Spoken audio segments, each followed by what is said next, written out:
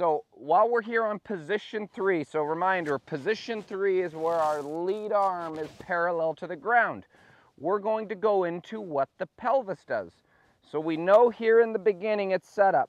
My pelvis is fairly level. So from here you can see my pelvis, my belt line is pretty level. Not too much of this, not too much of that.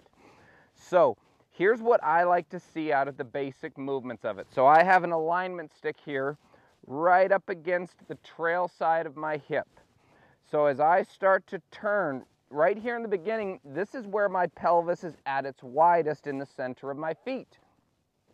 As I start to turn, you can see I'm creating space in between this as my pelvis and my hips get thinner.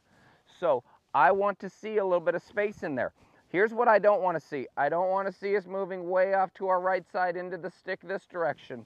I also don't want us just front loading our lead side as we're turning the pelvis. So a great way to practice this is throw an alignment stick here up against your hip and practice turning with video or in front of a mirror, keeping the pelvis level, creating roughly a golf ball of space.